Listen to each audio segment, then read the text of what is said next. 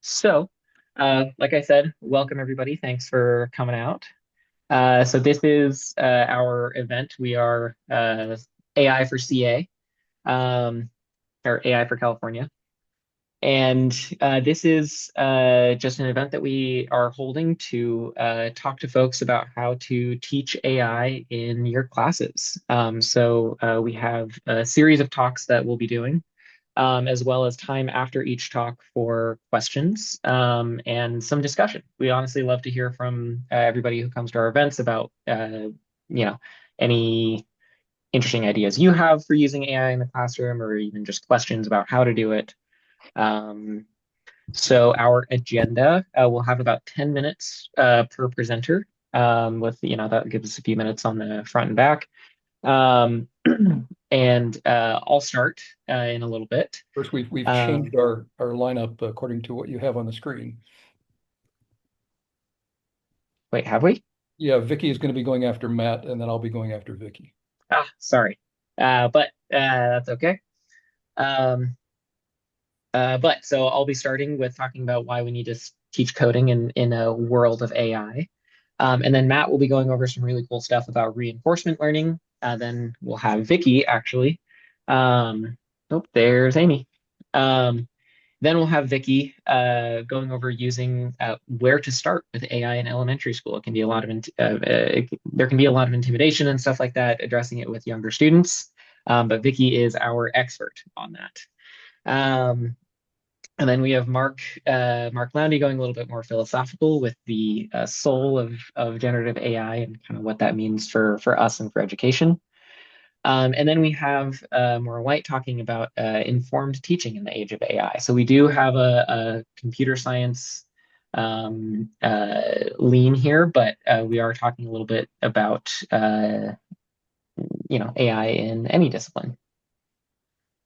So without further ado, I will kick us off. So um, there have been a lot of articles and kind of a trend that has been going around lately is this thing called vibe coding. So people have figured out that generative AI like ChatGPT, like Claude, or even Cursor can write code for you. And so this vibe coding process is really a workflow where you can type the app that you want into AI. There are numerous applications out there to help you do this.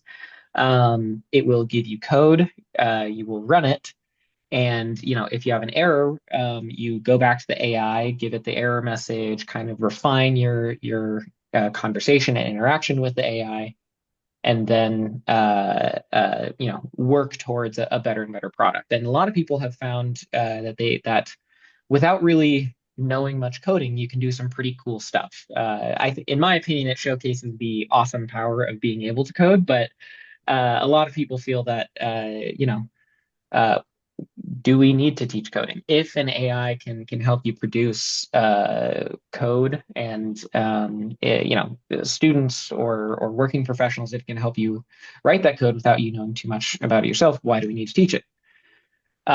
Before this whole generative AI thing, everybody kind of was talking about, wanting computer science to be for everybody. Let's teach kids how to code. But some of the more recent headlines and videos are talking about CEOs and people like that who are saying, don't learn how to code. AI is going to do it all for you. Um, I will say the title of my talk kind of spoils my opinion on this. But yes, we do still need to teach coding. But why? Why do we still need to teach coding? One, some early research.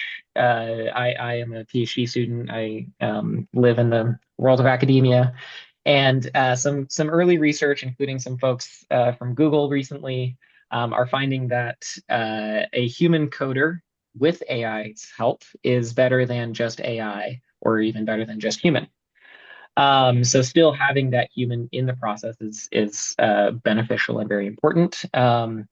And knowing how to code beforehand, there's some evidence that knowing how to code already can make you better at coding with AI. So that vibe coding stuff, if you already have some coding capability, the things that you can do are just expanded. Secondly, our world and our technological world specifically, websites, infrastructure, everything like that, is only getting more complicated. And these AI systems are really good at coding, and I'm sure future models and stuff like that are going to get even better at taking, context into account. But being able to see the bigger picture and make those broad design decisions is something that one, you need to know coding to do, and also it's something that humans are going to have to continue to do. We can't necessarily pass that off to AI. And then three, everybody loves to talk about human in the loop. So they want humans to be in the loop of AI. I was kind of just talking about, making decisions and complex systems with AI. But how, as a human, are you going to truly be in the loop if you don't know the language that the AI is using? If you aren't able to code, you're not necessarily going to be an informed human in the loop. So yes, coding is still needed. What do we do about this? A lot still needs to be figured out. How do we teach students to code with AI while making sure they aren't reliant on it? Honestly, I have no answer to that yet. I think a lot of teachers are practicing really interesting different ways of doing this. I think researchers are trying to study it. I think administrators are tackling this with this problem. Um, there's not going to be a definitive answer now, maybe ever. Uh, and also, how do we incorporate AI into our teaching? How do we start to address this with our students? And the way that we here at AI for CA, kind of our philosophy on it is teach coding and AI. So teach AI through coding. And so who are we? I didn't necessarily introduce our organization earlier, but we are AI for California. We're a project of CS for California. We're a group of educators, researchers, administrators, students, really just brought together by wanting to support teaching about AI, teaching students what it is, how it works, and how they can be informed um, citizens and programmers and really anybody nowadays. Um, we meet on the first Thursday of every month. It's an open invite. At the very end of the slides, I'll have some information on how to join, but uh, stay tuned and feel free to come join. We have lots of very fun discussions that kind of derail our meetings about how AI is supposed to have a role in education. But honestly, that's the best part of it. Um, and so our guiding principles as AI for California, AI is a part of CS. We do treat them as interconnected because AI emerged as a discipline of computer science. And teaching coding is really one of the amazing ways that you can show students how these crazy technologies that are out there work. It's great to be able to show a student um, here's what a neural network is, and that's actually the technology behind a lot of the AI that you see. Also, the AI community is diverse. We want to lift up as many voices and as diverse of voices as we can, because ultimately the AI community, the computing community, is diverse, and we need to acknowledge that and support it. And then lastly, AI should be easy to teach. So we strive to make the lessons that we create and the materials that we provide and the events that we have, we strive to make them available to any teacher, whether you're uh, uh, you know super experienced with coding and know exactly how all this works and you're ready to teach it right away, or a teacher who hasn't coded before but you're interested in adding this kind of stuff to your classes. Um, we welcome everybody. And so we'll be going over some different topics today, but one thing I wanted to point everybody to was our website. Vicky just added a link to it in the chat a couple minutes ago. We have lots of resources, lots of lessons that we've come up with, and recordings of prior events where we talk to other teachers about how to teach those lessons and how to incorporate those into their classes. Please go check it out. Shameless plug for our own website. We have things across a variety of grade bands, K to 2, 3 to 5, all the way K to 12. Even some more advanced some more advanced high school stuff. for computer science teachers whose students already have some knowledge. So um, yeah, thank you. If you do have any questions about this, feel free. We have a minute or two for me to answer questions. But otherwise, I will pass it off to Matt. So I'll give folks a little bit to either raise your hand in the chat or in the Zoom or put something in the chat. It can be questions about the organization or about teaching coding and computer science when AI can write this stuff. Any concerns that you might have. And otherwise, I will hand it over. I just wanted to put in a plug for higher ed because we have one of our key members is a college educator, and we do have a lot of discussions about that. So we're really K-16.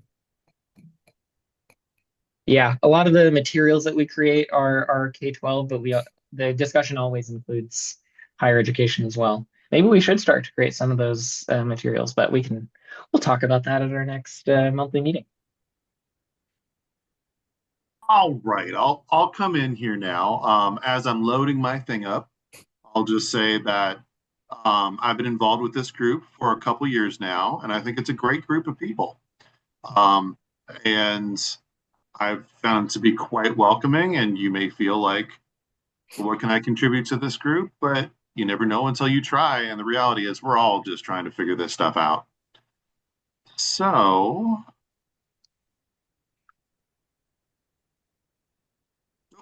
no spoilers. All right.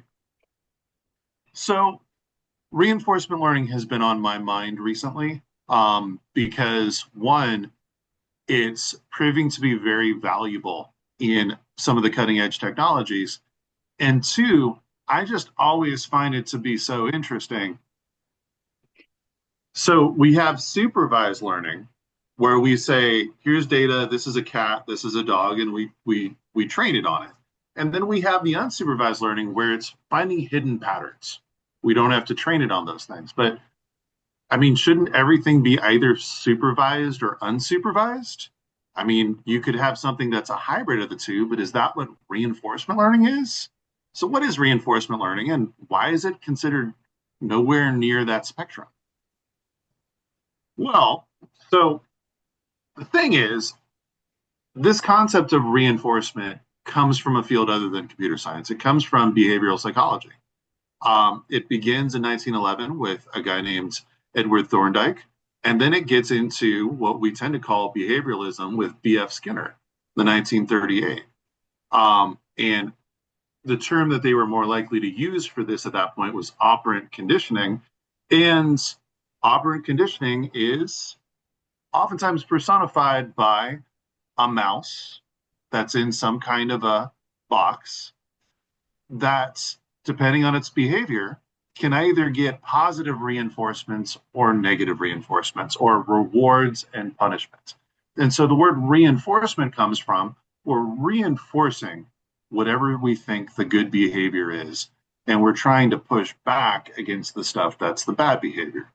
So at its absolute roots, the thing we now call reinforcement learning in AI is coming from behavioral psychology. And, reinforcement learning wasn't necessarily their term, but they were talking about reinforcement and they were talking about learning and training things.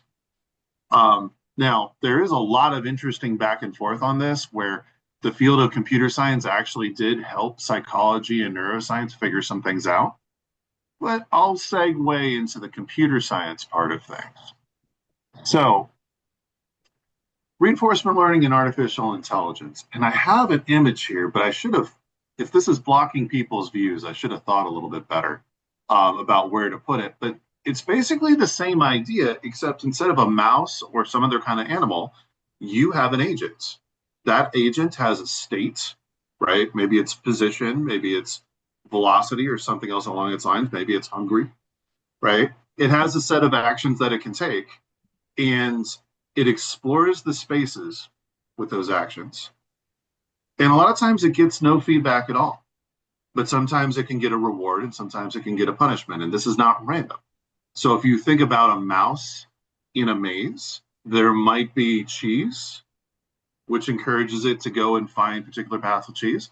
And there might be places with electrical shocks, which it learns to avoid, right? So when we do this with these agents, anything that we can put in these forms where like we have states, we have actions, we have things that we can say are positive or negative, we can train the agent to do the things that we want. So this is something that we've made the connection into games quite a bit. So basically, a lot of times in games, just like in real life, there's not correct labels. There's not one single action that's the right thing. So supervised learning doesn't work so well, and unsupervised learning doesn't really focus on this type of a thing. Additionally, we're always trying to get enough data. And the thing about reinforcement learning and working with games is you can generate as much data as you want. You can just keep having it play over and over again. And if you set it up properly, it's going to get smarter and smarter. So we've known it's a thing that can work for games for a good while. And one of the companies you'll see there is the DeepMind Labs. And DeepMind from Google has really been the one that's been making the big breakthroughs in this in the last decade or so. So you might have heard of DeepMind's AlphaGo. You're probably less likely to have it clear in your mind between the difference AlphaGo, AlphaGo Zero, and AlphaZero. But basically, 2016, AlphaGo beats the best human at Go. It was like the last boss when it came to beating these board games, and it was a big deal. They come back the next year with AlphaGo Zero, and this one's not even trained on human games. This is entirely just, we give it the basic setup, it plays against itself, and through that reinforcement learning, it gets better and better. And then the next year after that, they developed AlphaZero, which is not even specifically geared toward Go, and it can do even better than that. So they've had a lot of success with reinforcement learning. It's not the only thing that they've been doing, but it's absolutely something that they've particularly been focused on. And again, other people have been doing it too. All right, now what's really been on my mind and why I'm talking about this right now has to do with this. World models and embodied agents. So world models that have been coming out recently are demonstrated by the video or the GIF that you're seeing above. And this ability to basically create a simulation that is not just one room, one space. It's something that can move and create as it goes, and it can remember how things were before. So the term that they're using for this is a world model. This is from Sora, which is OpenAI's model, but other companies such as Google are doing this as well. But the thing here that's like particularly exciting and particularly scary is the embodied agents that would be inside the world model. So world model like Sora or Google's Genie 3, it creates a simulated environment. Right now, things are based on diffusion transformer architectures, which is like most of other generative AI. But based on that technology, the world itself is not the thing that's really smart. But the more realistic we make that simulation, the more we can put agents in there that are embodied, right? That they can emulate humans or something else along those lines. And so it's the agents that will be using the reinforcement learning, right? The environment won't be using it, the agents inside the environment. So basically, we're creating a world with AI, and then we're creating AI inside of that world. And if we get good enough at it, we can possibly create some general intelligence, otherwise known as artificial general intelligence, which is the holy grail. So from a perspective of past going into the future, to me, this is in a nutshell why reinforcement learning is so exciting and so scary. Now, let me end it with this. You might be thinking, well, this is all very nice, but I was kind of hoping for something that I could use with my kids. Well, you know what? AI for CA has already got you covered. I don't, I'm trying to see everybody else who was involved last time, but I know Daniel was involved last time. So previously, for Day of AI, AI for CA had something designed for grades 6 through 8, and it was about games and reinforcement learning. So if you are teaching middle school students or high school students that don't have this kind of a background already, go ahead and check out what they've done. It's a full lesson, considerably longer than the amount of time that I'm going to have right here. And I think it is just a great resource. So that is the end of my talk. I am going to stop sharing the screen and see about questions from people before turning it over to Vicky. So stop share. All right. Got anything? Doesn't look like it, so I'll just pause for a minute before turning it over.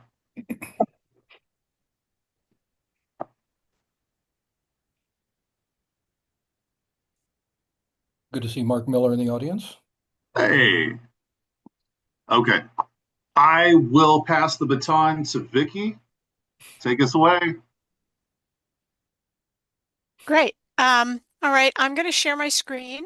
I'm Vicki Sedgwick. I'm actually a retired elementary CS teacher. I also used to teach middle school, so I used to teach CS to elementary and middle school. I've been involved with AI for CA since it began, and have been involved with teaching about how AI works. For quite a while now. I have been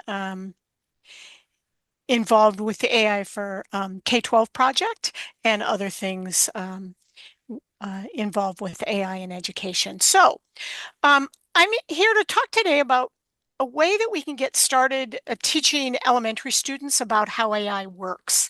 And this doesn't have to be done in a CS classroom, but it could be if you have a specific CS class in your school. But why would we want to do this, right? Well, as an elementary CS teacher, one of my goals has always been that students realize that computers aren't magic, right? Well, think about AI. AI makes it seem like they're really magical, especially generative AI. Um, Not only can generative AI make things seem like it's just magic, some of the platforms that we may be using in schools are even called magic. But AI is not magic. As we've said before, it's computer science. Um, I believe that we need to lay the foundations for about how AI works, the same way that we lay the foundations about other concepts in computer science. And that starts even with our youngest students. All right. So maybe you agree with the why, you agree with the, whatever, but you're going, how, what would I do? What do I teach kids about? Well, AI for K-12 came up with 5 big ideas of AI: perception, representation and reasoning, machine learning, natural interaction, and societal impact. Those big ideas were used to write guidelines that identify what K-12 students should know and be able to do with AI. It's a great place to start with the what should I do? But how? Right? I talked about the why and the what. Maybe you agree, yeah, we should start really young. But how do I do that? Especially as an elementary teacher, how would I do that? Right? Um, as an elementary educator, I believe that books are always a great place to start, right? We do a lot of things with books, and using books to start the conversations about AI or start to teach about AI are a great place to start. The links, if you're in the slides, things are clickable. This QR code goes to a book list. All right. This is a technical field. I think it's always great to start with informational nonfiction books that talk about what it is at an age-appropriate level. These are two book series that I have used to teach about AI. The first is from Ready AI. Called AI Plus Me, and it actually has a book for each of those 5 big ideas. The second book series that you see is from a site called AI Club, and it is mostly about societal impact, right? It's not about how it works necessarily, but it's about where it is in our lives and how it's already impacting our lives. Um, each of these series not only has the informational um, part, but it also has activities that you can do with students. So they're great to add to your class or school library. So we heard about reinforcement learning. We heard about AlphaGo. This is a great book that talks about that. It's actually the story of how AlphaGo beat the human in playing Go. I love to use books about how technology affects people, and this is a great book about that, and it's nonfiction. Um, the publisher's website actually has a teacher's guide that goes right along with that. So you can use that with that. I've actually used something similar in middle school classes, use this book, and then I have an unplugged lesson that from AI Unplugged that teaches reinforcement learning by teaching an unplugged way to teach something that's totally unplugged, how to win a game. So, um, I love biographies, and I use a lot of biographies in computer science classes. Um, and I'd love to use biographies of AI pioneers and AI innovators. The problem is there aren't a whole lot of them. There are very few, actually, that talk the AI aspect of people. Some of those pioneers have books, but that doesn't get into what they've done in AI. So until those books exist at an appropriate level, there are some that might be good for high school students, right, to read, but there aren't really any at the elementary level. You could experiment with Gemini's Storybook Gem. This book that's pictured, I didn't really write it. Okay, I hate that it gives you the credit as the author. Gemini created it. It's a very short 10 pages of text picture book, 10 pages that it generated to talk about the Turing test, basically, and Alan Turing. So you could play with that and maybe generate some stuff until things come along. But please, please, please, if you're going to do that, know the stories yourself, because it lies a lot about things, or the pictures are like just, and it's difficult to make it fix itself right now. So you kind of have to play with prompting, and sometimes it's best to start over. In fact, it'll tell you, I couldn't do that, start over. So it's not only nonfiction though. Use fiction. There are actually children's authors writing picture books to teach about AI. Be careful on that front too, though. There's a lot of AI slop out there on that. There are a lot of totally AI generated books that are in Amazon that, like, they're just weird. Okay, so you got to be careful.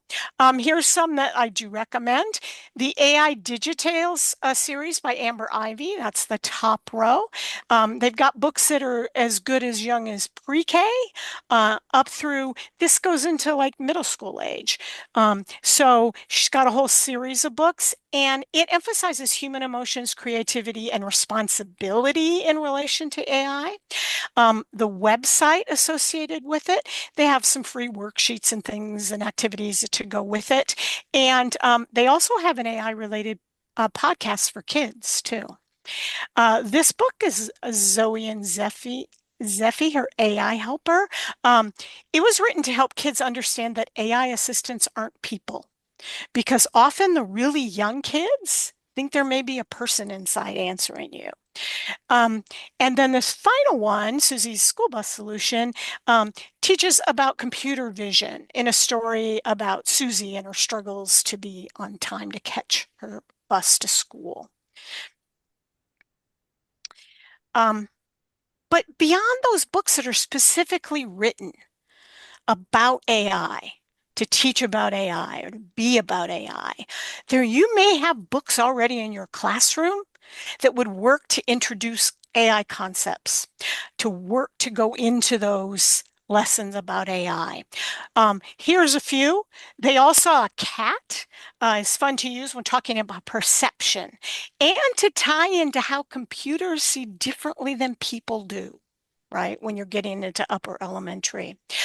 Linda Lucas, who's the author of the Hello Ruby books. If you're an elementary teacher, you may know her. She's created some activities to go with They All Saw a Cat. So that could be fun. Our littlest learners, uh, they may not understand what artificial is or what intelligence is. So I think a good place to start is with books that talk about that, something natural or man-made. Okay. What is artificial? What is intelligence? And how humans have more than one kind of intelligence. We aren't just book smart. We aren't just school smart, right? And so that's what this smarts, everybody's got them, talks about. Um, and the wild robot. That's used in schools all the time in ELA classes, in STEM classes, even in science classes when it's talking about environment, right? And since it was just released as a movie, it's kind of been a hot topic. It's a great place to inspire discussions about AI, right? I actually asked Claude for some ideas about how to use it to teach about how AI works, and I've linked that list in here as well. So. And once you've started, follow up with even more activities from AI4CA. We've got a lot of elementary activities at the K-2 level. They're mostly unplugged activities, and then we get into doing some things actually on the computer in upper elementary. And I will stop my share, see if there's any questions or comments. So.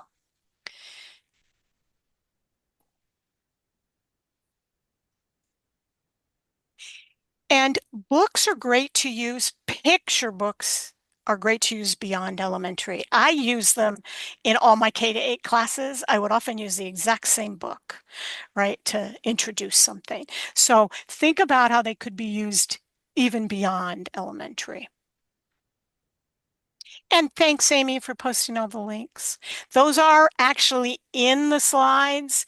Check the speaker notes, or most of the images are clickable.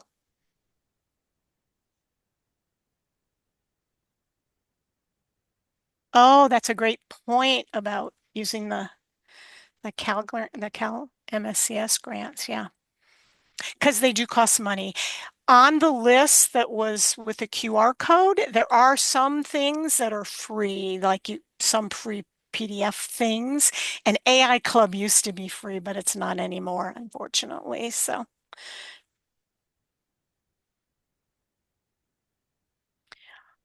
all right.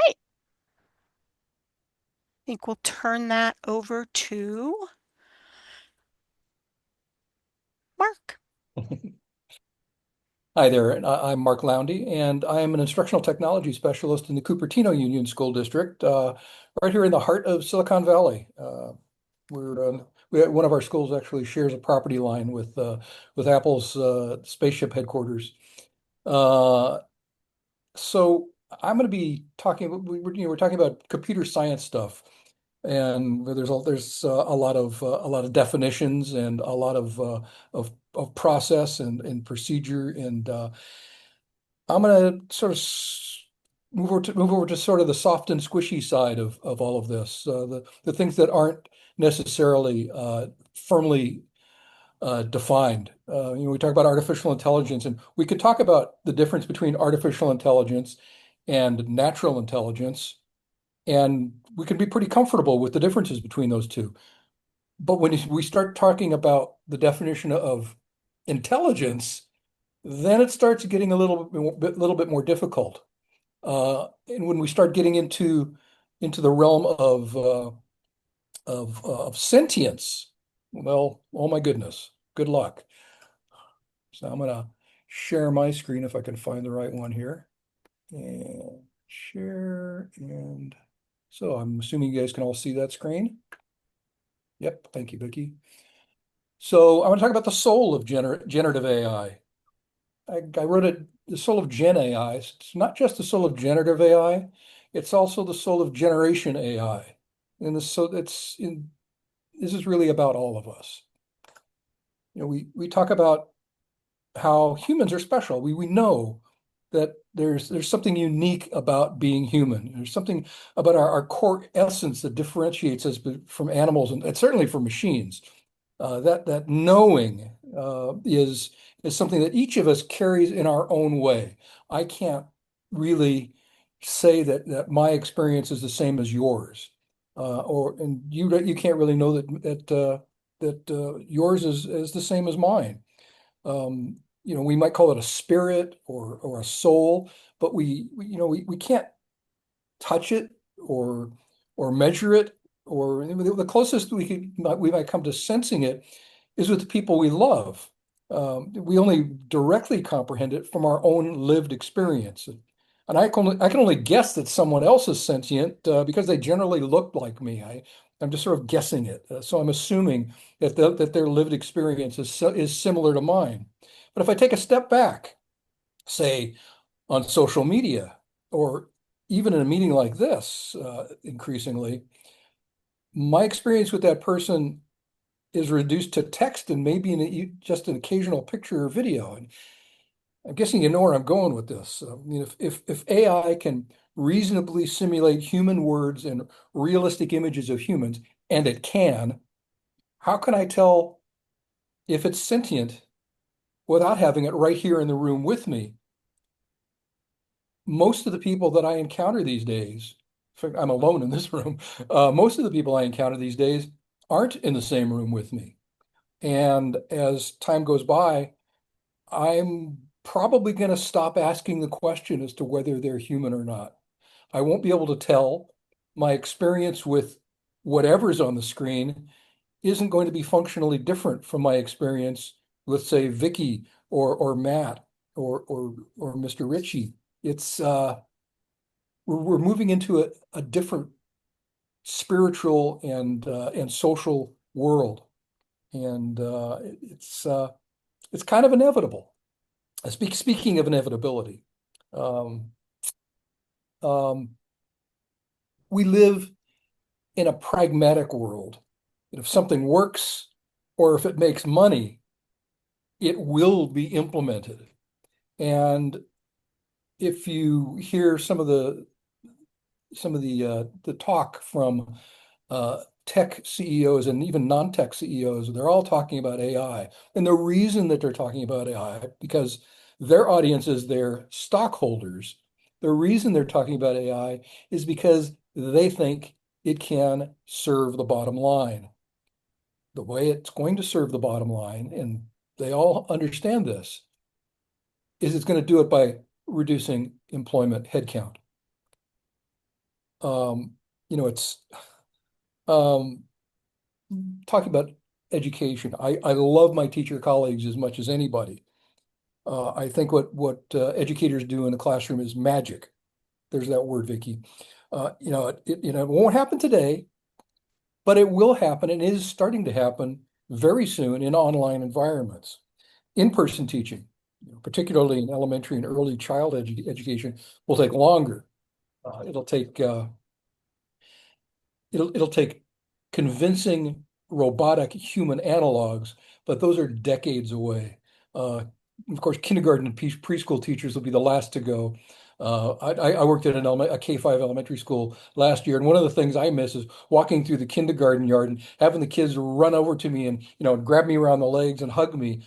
Don't get too much of that at the middle school I'm working at now. At least I hope I don't. Uh, they don't smell as good here. Um, so you know, one of the hopes, though, one of the positive things is one example. My previous school was a project-based learning school, and I ran the makerspace there. And one of the things that we used as one of our tools with teaching or really fostering learning was productive struggle. We don't give the kids the answers. We let them wrestle with it. And one of the key values of a human teacher is the ability to sort of navigate that knife edge of productive struggle with a student, to know when frustration starts becoming counterproductive. And every student's limit is different. It requires personal knowledge on the human level. And right now, generative AI isn't remotely close to being able to do that. So we still have that going for us right now. But I don't think that that's going to last forever.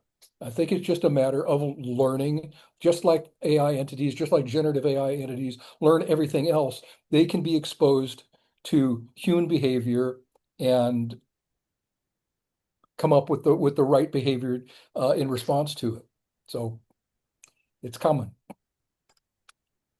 Um, one of the things when we talk about creativity, particularly on a commercial level, is that we have artists and writers coming into a corporate world to perform assignments, to do jobs. Um, these people are often very passionate artists, and they do the best that they possibly can on every assignment. But in the background, corporations have different standards. I mean, I've worked in corporate environments, and I've sat in C-suite offices, and I've listened to the conversations of high level executives at these companies, and I know how they think, and they're all about the bottom line. Anything else is subsidiary to that. Hey, if we happen to do something cool or beautiful, well, that's nice, as long as we can still make money do it, and at the maximum amount of money to it. So while creators have this higher standard, the standard that serves their passion of is the best possible, good enough, as it says on the screen, is the standard for companies. You give me something that's good enough and I'm happy with it, and that's what I'll pay for. And as time goes on, generative AI is more than able to produce good enough. I did not hire an artist to create the image you're seeing on here. I had Google Gemini created. I also had ChatGPT created, but Google Gemini did better, and it didn't cost me didn't cost me anything to do it. So there's an artist that did not get paid. Well, wouldn't have been paid anyway because I can't afford to hire an artist for something like this. So I don't feel bad about it. Um, so the bottom line on something like this is that AI doesn't have to create at the level of the best human. It only has to be good enough to ravage the job market for writers and artists. And we're already seeing the start of this. We're already seeing certain classes of like copywriters. The job market for copywriters is cratered. They're already being replaced by AI. And people complain, so, well, what they write is without soul. I mean, it's empty. It's heartless. Corporations don't care. They're paying for good enough, and that's all they care about. So, does this mean the end of human creativity? Nah. If you've ever known an artist, and my mother was an artist, and I was surrounded by artists in my childhood. I spent a couple of decades as a professional photographer, as a photojournalist. I am an artist. You can't stop an artist from creating. We will not be denied. We will do it no matter what. We will do it for ourselves. We'll do it to show it to the dog. So people will still continue to create. They're just not going to get paid to do it, at least as much. There still might be some boutique corners of creativity where human beings will still be able to make some money, but they're going to be a tiny portion of that market. So we have to start looking at creativity in a different way in society. Um, one of the the biggest challenges in this are really economic and social, not ontological. So it's going to keep happening. And I'm wondering what you guys think, because what I've been saying for the past few minutes has not been about fact. It's not about, I'm not giving you a tool to bring into your classroom. But what I am doing is I'm challenging you to think about these things because they're coming and we all are going to have to deal with them on some level as members of society. Our students are going to have to deal with them because there is not an elementary school student that exists today who is going to be going out into the same sort of society as far as jobs and how they live as we have. So we need to bring those thoughts into our classrooms and into our policy making rooms to talk about the softer things, not the is does AI use a lot of energy or is it biased? Those are important things, but we are going to have to grapple with these broader, softer concepts in the world to come. Any questions? Any thoughts? Any disagreements?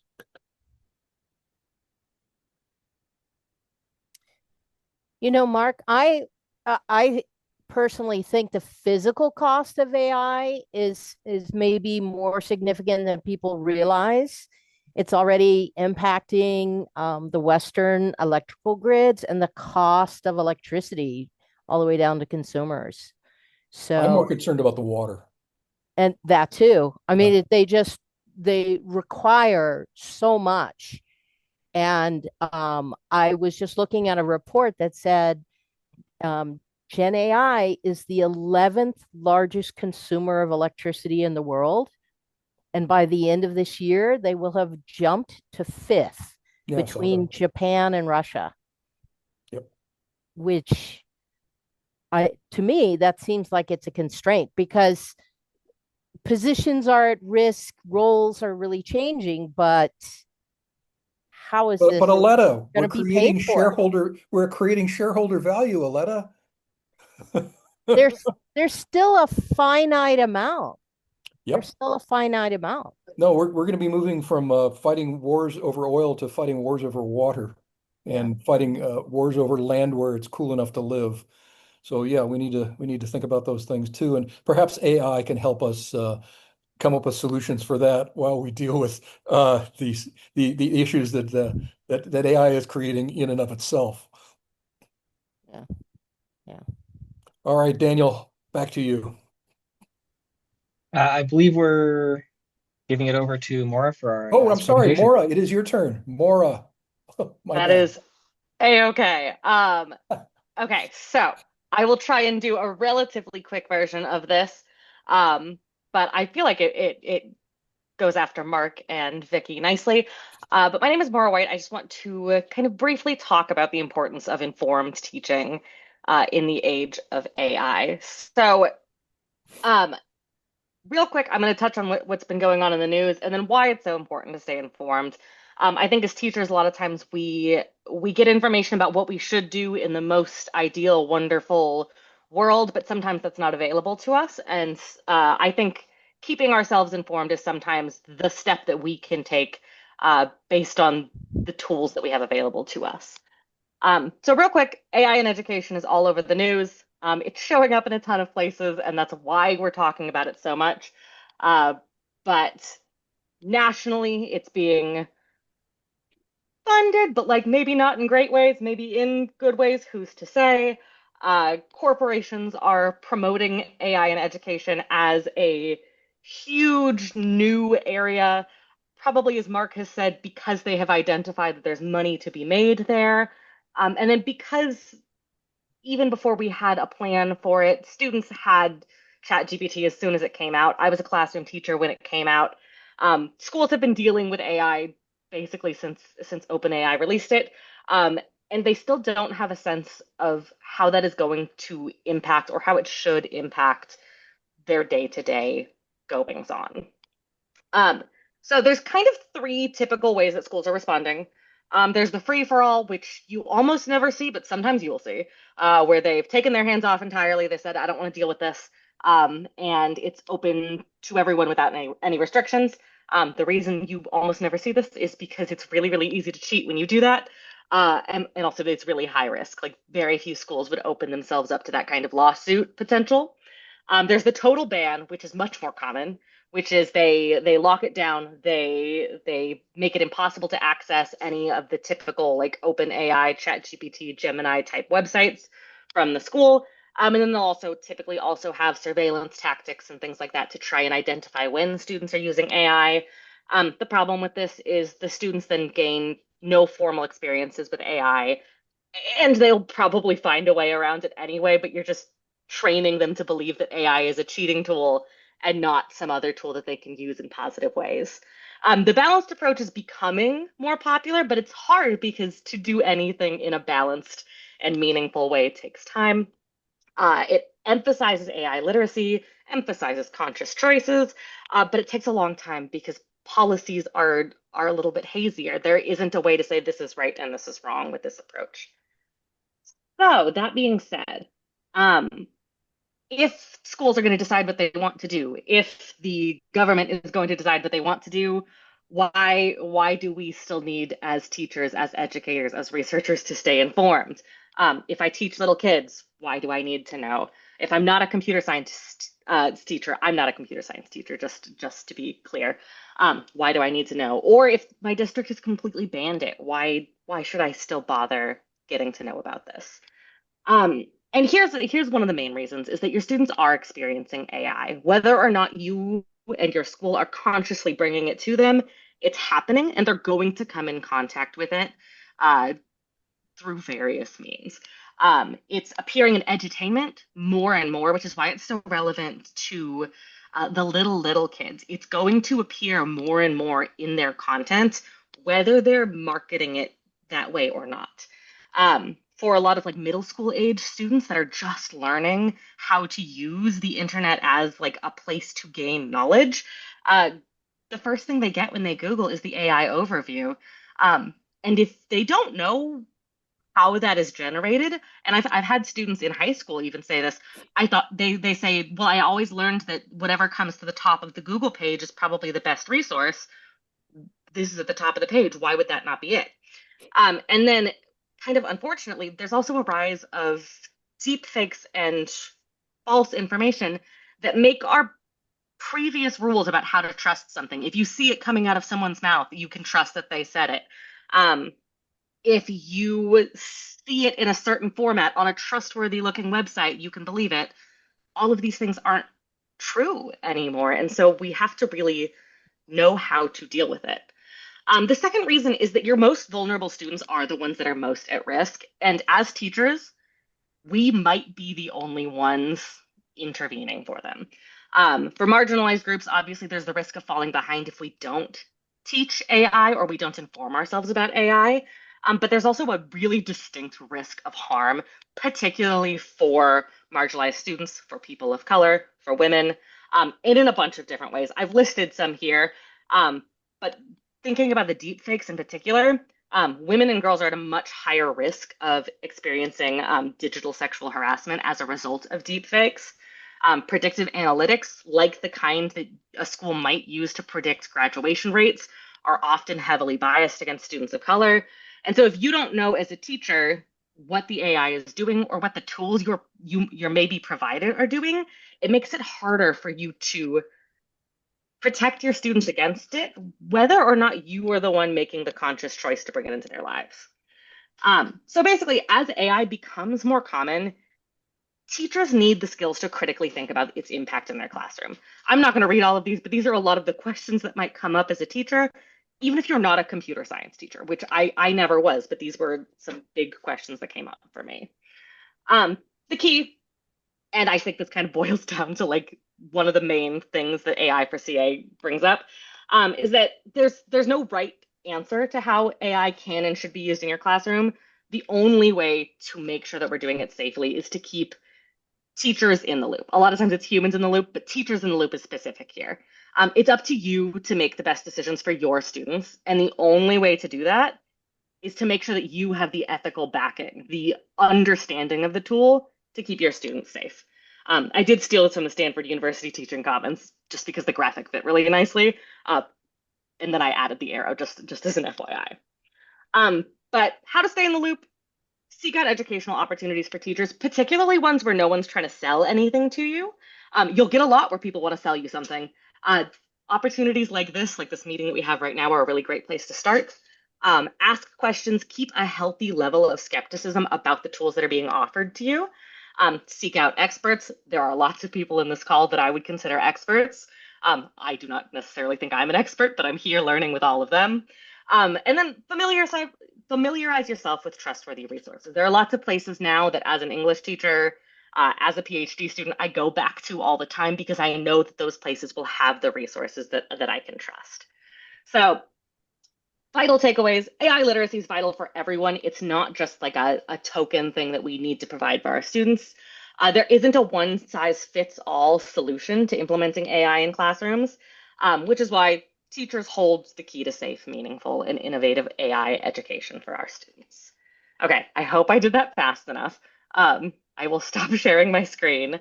If anyone has any questions for me or for anyone else, because I'm pretty much wrapping up for us, and I'll let Daniel kind of jump back in as well. Maura, I think you make the really important points, because families are actually looking to schools to help their children understand what's going on. And honestly, a lot of families are just, it's way over their heads.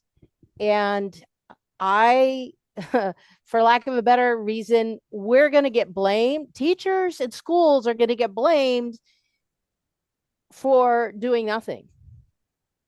And it's frustrating to see how many districts have no policy yet. So teachers are having to operate in a vacuum. So you make great points. Your piece is especially useful to share with teachers. Well, thank you. I really appreciate that. I was a teacher for a really long time and I got used to being blamed for things, so I'm familiar with what you're describing. I know. I mean, it's like we're all in the same boat, but society, I think, will look to schools to take the lead. They do. So. Well, they look to us for everything else. Yeah. Right? Yeah.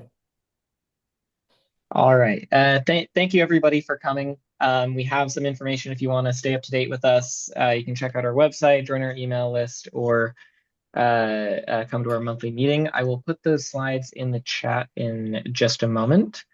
But once again, thanks everybody for coming. Thank you to the presenters for doing an excellent job. I'll stick around for a little bit if anybody has any last follow-up questions, but other than that, I will let everybody go. Have a great weekend. I have a quick question. Can I ask it? Is it Yeah, absolutely. appropriate? This is a really good discussion topic. Do you guys have it? I haven't been in a while, so I always forget. Do you guys have a discussion forum for this? No, we don't. Because this would be really awesome to discuss further. And I take the that other back. thing I wanted to ask, I have another Valerie, question. Just we a have a second, Mark, Facebook. just a second. Let me ask the second question. Valerie, we have a Facebook page. Oh, okay, great. And Let me see if I get the link. I think everyone can post to the Google group if you join it, so you could use that as well. Okay. There But is it'll go to your also email. the CS for CA Slack as well, And the which Slack. has Oh, an AI for CA page. I can drop the link to that in the chat in a second here. Yeah. Yeah, Because I usually think of those things as more of an internal thing, but why not? Yeah. Well, yeah, some things might be that way. Anyway, it's just, and I'll ask this on one of those forums. So thank you. But my other question was, it'd be really cool that Vicki did a really nice job of showing us some new literature and stories and books. But I was wondering if anybody had gone into what the state has recommended for literature and seeing if there's any parallels to AI. For better sake, I was thinking like You know, the story of Sergio de Bergerac is a really good story. It goes way back in time before any technology that we used to communicate about somebody telling somebody something and they believed it, and it changed the dynamic. And it's such a great story of introducing what we're doing here in the AI story. There's a lot of ties. I haven't specifically gone through that list, and maybe if I have the time, maybe I will do that at some point. But yeah, that would be great because there are a lot of ties you can make to other literature that's out there that can be a great jumping off point into discussions around AI.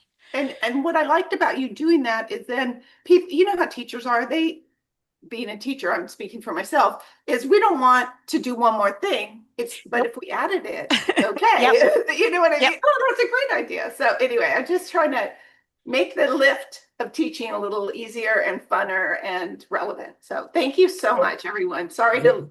Valerie, as an instructional technology specialist, I'm also the tech person on our campus, and it's always been my goal not to be the one more thing. Yeah, And if I do have some good ideas, I want teachers to have my idea. In other words, what you described. exactly. I want them to want to bring something into their classroom. Yep. Exactly. Thank you so much. Okay, thank you guys. I look forward to those other sources. Thank you.